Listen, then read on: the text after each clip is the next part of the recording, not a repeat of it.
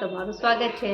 વિડીયોનું starting જોઈને તમને idea આવી જ ગયો હશે કે આજની જે રેસીપી છે ખાટિયા ઢોકળાની છે અને ગુજરાતમાં ઘરે ઘરે બને છે।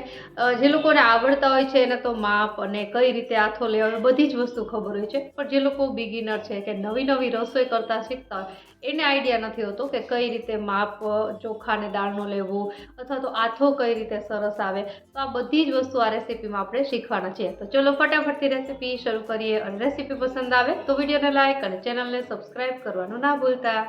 તો સૌપ્રથમ દાળ અને ચોખાનું માપ જોઈ લઈએ। તો મેં અહીં ઘરમાં પડેલી વાટકીથી સેટ કર્યું છે, જેમાં 2 વાટકા જેટલા ખીચડિયા ચોખા અથવા તો કોઈ પણ ઝીણા ચોખા અને 1 વાટકા જેટલી ચણાની દાળ અને અડધી વાટકી જેટલી અડદની દાળ, અડધી વાટકી જેટલી મગની જે યલો કલરની દાળ આવે છે, જે ફોતરા વગરની હોય છે।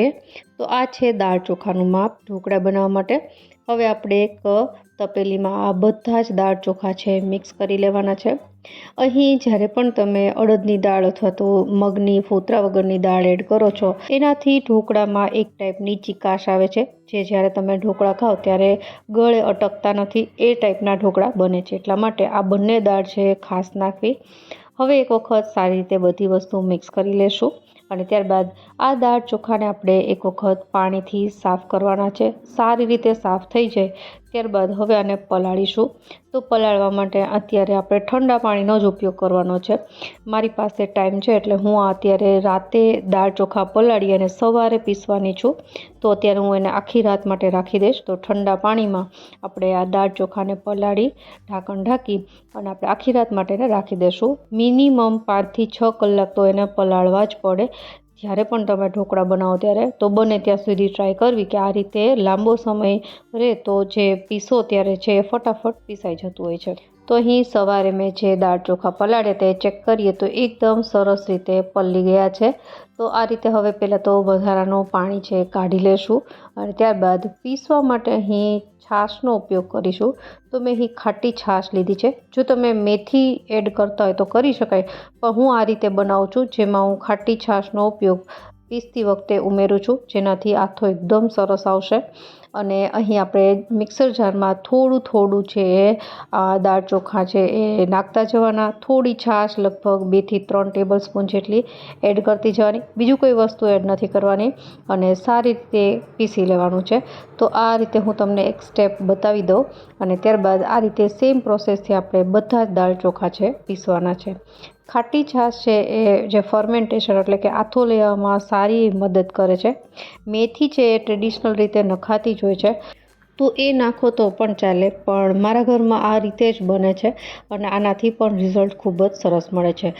તો પહેલી બેચ છે પીસાઈને તૈયાર થઈ ગઈ છે। આપણે એક મોટા તપેલામાં એને ટ્રાન્સફર કરીશું।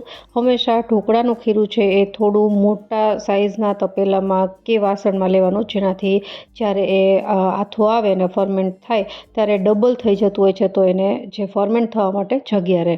તો આ રીતે બધા જ દાળ ચોખા પીસી અને તૈયાર કરી લીધા છે।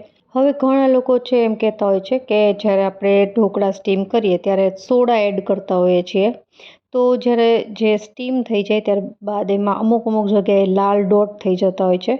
તો એ શું કામ થાય? હળદર અને સોડા બંને સાથે મળે ત્યારે એવું થાય। પણ જ્યારે આપણે ખીરું બનાવીએ ત્યારે જો એમાં હળદર એડ કરવામાં આવે, જે મેં અહીં 1 ટેબલ સ્પૂન જેટલી એડ કરી છે, અને એની સાથે થોડું મીઠું એડ કરી દેવાનું અને એને સારી રીતે ફેટી લેવાનું છે। લગભગ 5 થી 10 મિનિટ માટે આપણે ચમચાની મદદથી ફેટવાનું છે।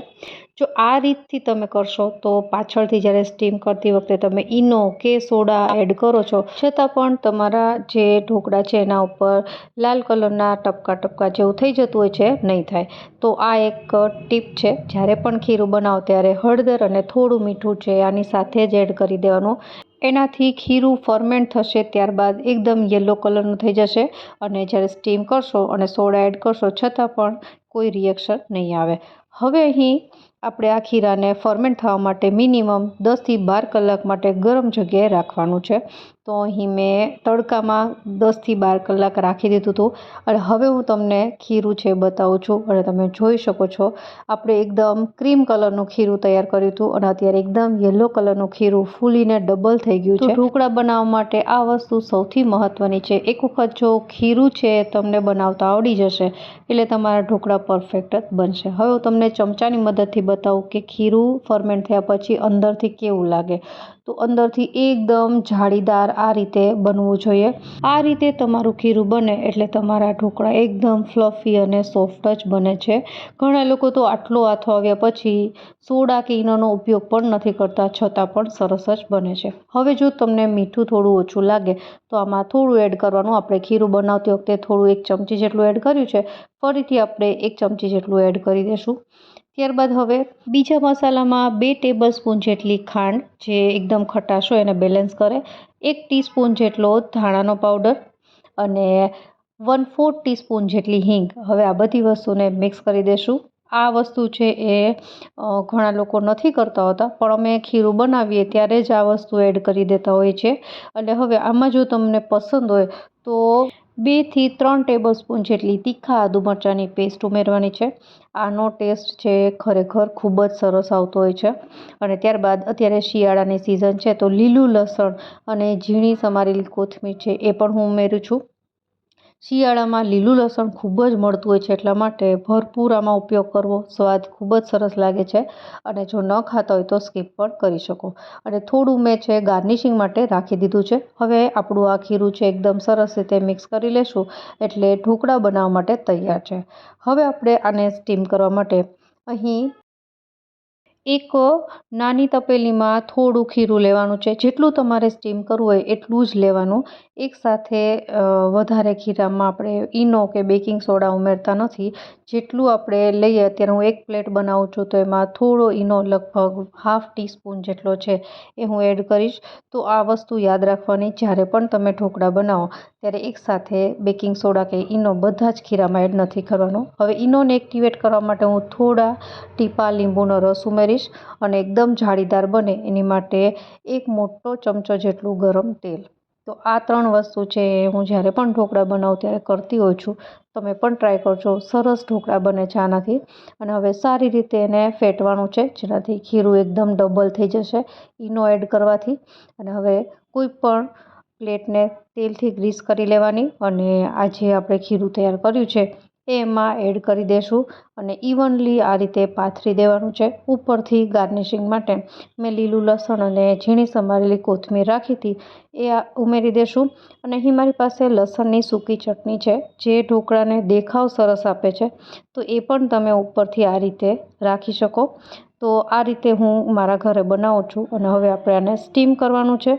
તો અહીં મેં પહેલેથી પાણી ગરમ કરવા માટે રાખી દીધું હતું અને અત્યારે આપણે એને રાખી ઢાંકણ બંધ કરી હાઈ ગેસની ફ્લેમ પર 10 થી 15 મિનિટ માટે સ્ટીમ કરવાનું છે. તો 10 થી 15 મિનિટ થઈ ગઈ છે. હવે ચેક કરીએ તો અહીં તમે જુઓ છો કે એકદમ ફૂલીને ઉપર સુધી આવી ગયું છે. અને છરીની મદદથી ચેક કરીએ તો છરી પણ એકદમ સાફ આવે છે. તો આપણા ઢોકળા અંદર સુધી સરસ સ્ટીમ થયા છે. હવે આને આપણે કાઢીને આ જ રીતે બીજી પ્લેટ પણ તૈયાર કરી લેશું. અને અહીં જ્યારે પણ તમે ઢોકળા બનાવો ત્યારે ઉપરથી ઢોકળા એકદમ ડ્રાય ન લાગે એને માટે 1 ચમચી જેટલું સિંગ તેલ છે ઉમેરી અને આ રીતે પાથરી દેવાનું, જેનાથી ઢોકળા ઉપરથી ડ્રાય ન થઈ જાય. અને થોડા ઠંડા થવા દેવાના અને ત્યારબાદ કટ કરવાના. તો આ રીતે પેલી આપણી પ્લેટ તૈયાર છે અને આ રીતે બીજી બધી પ્લેટ તૈયાર કરી લેશું. હું તમને વિડીયોના સ્ટાર્ટિંગમાં પણ તમને નજીકથી જોયું તો એમ એકદમ ફ્લફી, અંદરથી જાળીદાર અને સોફ્ટ બન્યા છે. તો આપણા ઢોકળા છે ને તમે ગરમા ગરમ સર્વ કરી શકો છો. મેં અહીં જે લસણની ચટણી અને સિંગ તેલ છે એની સાથે સર્વ કર્યા છે. જનરલી આ રીતે જ ખવાતા હોય છે. તમે બીજી રીતે જેમ કે દહીંની ચટણી, લસણની ચટણી છે એમ બનાવીને પણ સર્વ કરી શકો છો. પણ આ રીતે ખરેખર સરસ લાગતા હોય છે સિંગ તેલ સાથે. અને આશા રાખું સ્ટેપ બાય સ્ટેપ તમે આ રેસીપી ઘરે બનાવશો તો આવી જ બનશે. અને રેસીપી જો તમને પસંદ આવી હોય તો કમેન્ટ બોક્સમાં તમારો અભિપ્રાય જરૂરથી જણાવજો કે તમને આ રેસીપી કેવી લાગી. ફરી મળીએ નવી રેસીપી સાથે. ત્યાં સુધી બાય.